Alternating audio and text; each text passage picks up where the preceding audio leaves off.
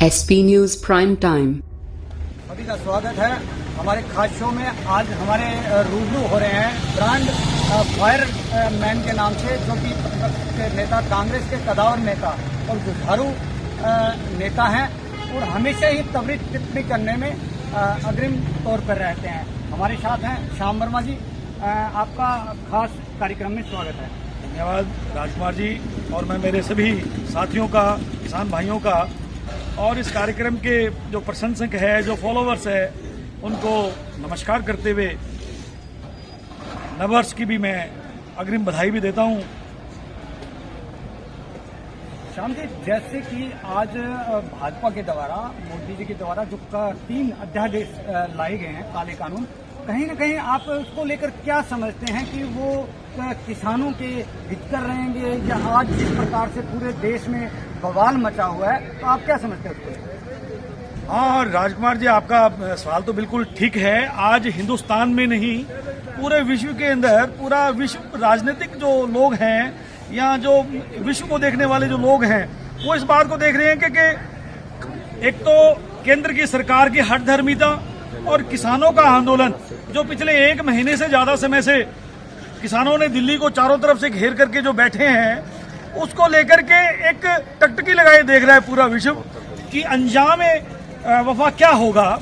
तो मैं यहाँ कहना चाहूंगा कि भारतीय जनता पार्टी के लोग, प्रधानमंत्री सहित दूसरे मंत्री भी इस बात को लेकर के कह रहे हैं कि भाई प्रधानमंत्री की बात को किसानों को मानना चाहिए, और ये जो 3 अध्यादेश हैं ये किसानों के हक है और किसान इनको फायदा पहुंचाएंगे। तो मेरा ये मानना है, ये झूठ के बवंडर हैं भारतीय जनता पार्टी के। भारतीय जनता पार्टी झूठ के अलावा दूसरी बात जानते ही नहीं। ये बात सत्य है कि देश के प्रधानमंत्री की बात को मानना चाहिए, पर कौन से प्रधानमंत्री की बात को मानना चाहिए? वो प्रधानमंत्री जो झूठा है, वो प्रधानमंत्री जो ये कह रहा था 2014 में, जब लोकसभा के चुनाव लड़ने के लिए जा रहा था, तो वो कह रहा था कि मैं किसानों के हित के लिए स्वामीनाथन रिपोर्ट लागू करूंगा और किसानों की आय दुगनी करूंगा। आपने स्वामीनाथन रिपोर्ट लागू तो क्या करनी है, आपने सुप्रीम कोर्ट में एफिडेविट देकर के इस बात से अपनी असमर्थता, अपनी मजबूरी जाहिर की है कि हम स्वामीनाथन रिपोर्ट को लागू नहीं कर सकते। तो फिर आपने वायदा क्यों किया?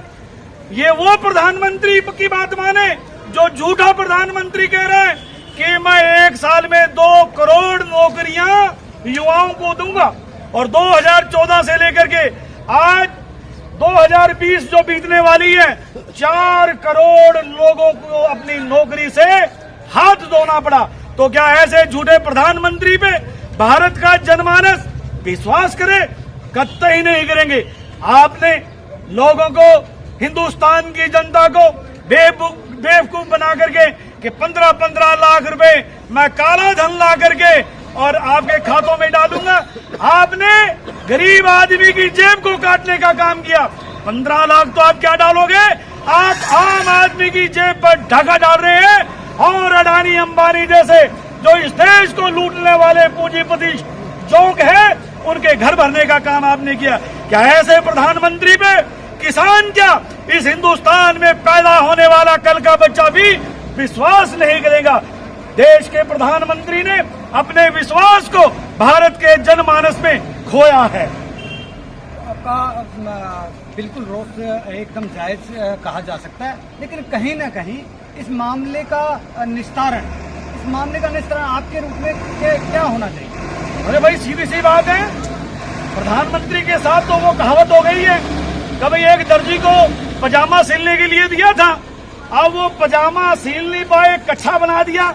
अब कच्छा वो मजबूरी में बन गया, और वो जो टेलर है वो पजामा तो बना नहीं पाया और कच्छे के गुण बता रहा है। तो प्रधानमंत्री के साथ भी ये हो रहा है कि इसने जो 3 अध्यादेश जो लागू किए वो किसानों के लिए काले कानून के तौर पर आए, गलती हो गई, और प्रधानमंत्री उस दर्जी की तरह कच्छे के गुण बताने की और अब आगे। अरे भाई, गलती हो गई जब अंग्रेजों से आरएसएस, राष्ट्रीय सेवक संघ, वीर सावरकर, अटल बिहारी वाजपेयी जैसे लोगों ने माफी मांग ली थी, तो भाई हम तो हिंदुस्तानी हैं, हिंदुस्तानियों से माफी मांग करके और आप इन काले कानूनों को वापस ले लो, कहाँ प्रॉब्लम है? यदि बात यही कांग्रेस की जाए कि जुमलेबाजियों में कांग्रेस अब जुमलेबाजी कर रही है या आरोप लगा रही है कि प्रधानमंत्री कहीं न कहीं जुमलेबाजी करता है और कर रहा है, तो आपकी राजस्थान में सरकार है, कांग्रेस की सरकार राजस्थान में होने के नाते किसानों के लिए क्या करना चाहिए आपको?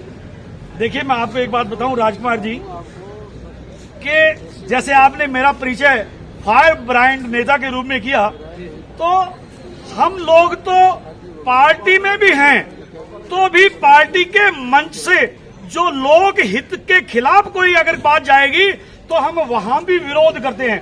हम अपनी पार्टी में भी अपनी ही पार्टी का आंतरिक लोकतंत्र को ध्यान में रखते हुए विरोध करते हैं। वैसे तो कांग्रेस का जो माननीय अशोक गहलोत के नेतृत्व में एक बहुत शानदार कार्यकाल चल रहा है, पर फिर भी आप जैसे लोगों की कुछ प्रॉब्लम्स जो आएंगी तो उनको मिल बैठ करके हम इसको अपने आंतरिक सांगठनिक रूप से उस पर चर्चा करेंगे और जनहित के जो मुद्दे हैं उनको और सरल और सुगम बनाने की ओर आगे बढ़ेंगे। नहीं, मुझे ऐसा कहीं न कहीं ऐसा लगता है, आम जनता में भी ऐसी चर्चाएं हैं कि कांग्रेस ने बहुत देर से किसानों की सुध ली है, तो कहीं न कहीं कांग्रेस किस रूप में किसानों की मदद करनी चाह रही है? ये आपकी बात ठीक है कि जिस प्रकार से भारतीय जनता पार्टी के आईटी सेल ने, भारतीय जनता पार्टी के झूठ के भवंडर ने, जिस प्रकार भारतीय जनता पार्टी की ओर से खरीदे गए गोदी मीडिया के चलते जिस प्रकार का हिंदुस्तान में विपक्ष को लेकर के जो एक माहौल तैयार किया गया है, उसमें विपक्ष भी शिथिल पड़ा है, इस बात को मैं स्वीकार करता हूं। तो किसान आंदोलन ने, आज इसको किसान आंदोलन नहीं कहा जा सकता, आज ये किसान आंदोलन भारत का सांस्कृतिक आंदोलन है। आज वहां चल करके देखिए, आंदोलन कम और एक मेला लगता है, लोग अपने जज्बातों को लेकर के, लोग किसानों की आवाज में आवाज मिलाने के लिए, लोग किसानों के दर्द को अपने सीने में दबाए दिल्ली के चारों ओर दिल्ली को घेर करके बैठे हैं। ये एक आंदोलन नहीं, ये भारत के जनमानस के अंदर से निकला हुआ एक जन आंदोलन है और इस जन आंदोलन को मैं अपने सार्थक परिणाम सौंप करके नतमस्तक हूं उन लोगों का जो उस आंदोलन में जाकर के अपनी आवाज को किसानों की आवाज के साथ मिला करके एक बहुत बड़ी आवाज बना रहे हैं। दिल्ली के कानों में खतरे की घंटी के रूप में किसानों की आवाज को बुलंद कर रहे हैं। आमजन में ऐसी भी चर्चाएं हैं कि कहीं न कहीं जो प्रधानमंत्री हैं उनको जो अध्यादेश लागू किए हैं, सरलता से सहजता से, आपने अभी बात की कि सरलता से सहजता से उन्होंने जो अध्यादेश को आखिर क्यों नहीं वापस ले रहे होंगे, आपका क्या मानना? अब आप एक ईमानदार पत्रकार हो और आप राष्ट्र हित के बारे में सोचते हो, आपकी तरह जो भी राष्ट्र हित के बारे में सोचने वाले लोग होंगे वो ऐसे ही सवाल करेंगे जैसा आपने किया। पर प्रधानमंत्री की नीयत खोटी है, कोरोना काल है और इमरजेंसी ऐसी क्या आन पड़ी कि आपने रात के अंधेरे में इन 3 काले कृषि कानूनों को लागू किया अध्यादेश के रूप में। आप देखिए, जब भी चोरी होती है 99% चोरी रात को होती है, तो देश के प्रधानमंत्री ने किसानों के लिए ये चोरी से जो कानून ला करके काम किया है, इसके लिए आपको किसानों के साथ बैठ करके बात करनी चाहिए थी, आपको विपक्ष को विश्वास में लेना चाहिए था, आपको किसानों को समझाना चाहिए था कि ये कानून कैसे उनके पक्ष में। आप इनको चोरी से कोरोना काल में एक षड्यंत्र के तहत लेकर के आ रहे हो, तो आपकी मंशा पर प्रसन्न चिन्ह आप ही नहीं पूरा हिंदुस्तान लगाएगा। ये थे प्रतिपक्ष नेता, जुझारू नेता, जो कि उनके बोलने और उनके वक्तव्य के अंदाज से आप लगा सकते हैं।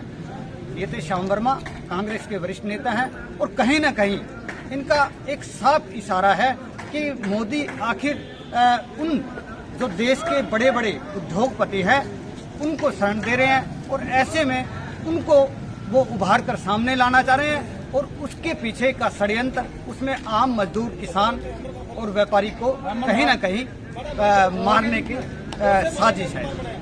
कैमरा पर्सन राजेश मुंद्रा के साथ राजकुमार गौड़, SB न्यूज के लिए।